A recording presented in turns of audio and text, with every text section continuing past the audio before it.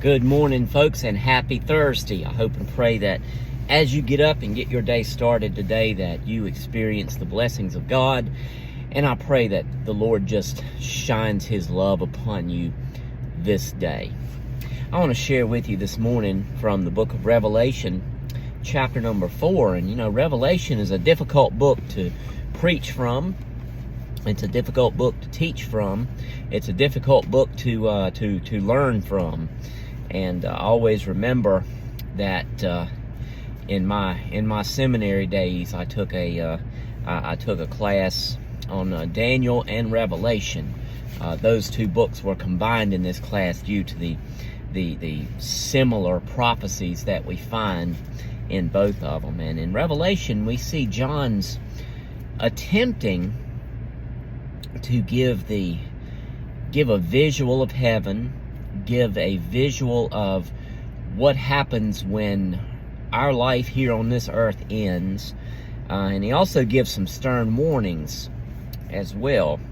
But in Revelation chapter number 4, John is given a vision of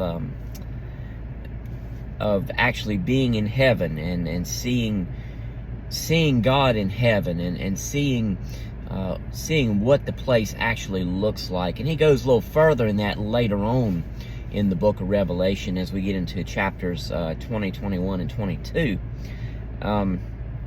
But he gives in chapter 4, as I said, a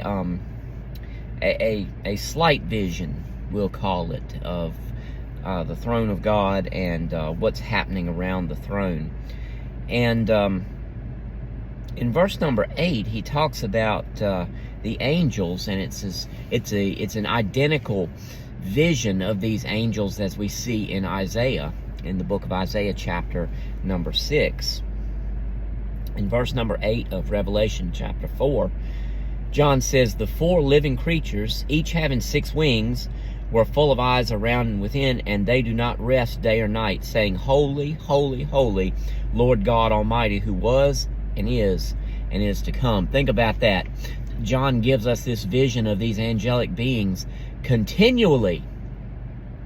Understand?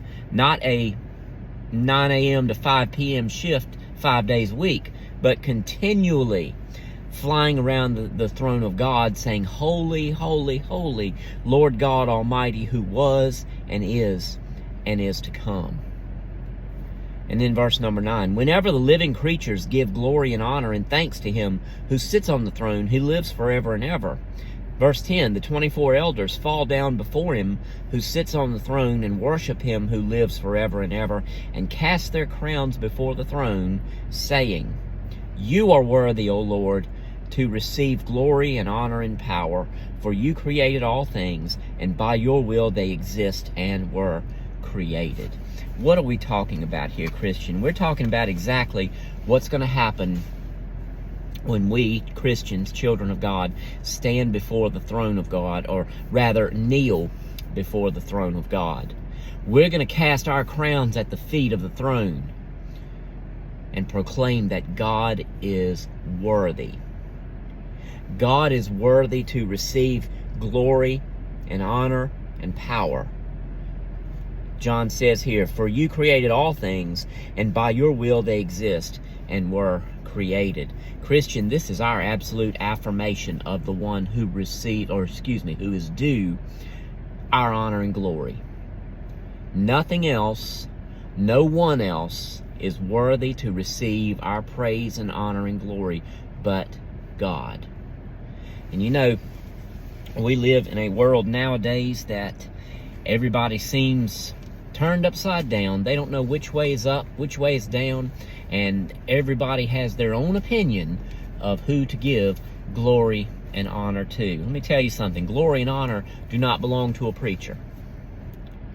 Glory and honor do not belong to a revered songwriter or a revered singer. Glory and honor do not belong to actors and actresses. Glory and honor belongs to God. And we need to remember that. And I say many, many times that we need to be in prayer to be fit witnesses to God's love to a world that needs it. We need to be fit witnesses to the one who is worthy to receive honor and glory and power. Honor, glory, and praise. Because He created us. By His will, all things exist that were created. So God is worthy to receive honor and glory. That speaks exactly to our worship, doesn't it? Our private worship, our corporate worship. Notice my emphasis there, because we need to be in a corporate service of worship. But God is worthy. Let us never, ever, ever forget that.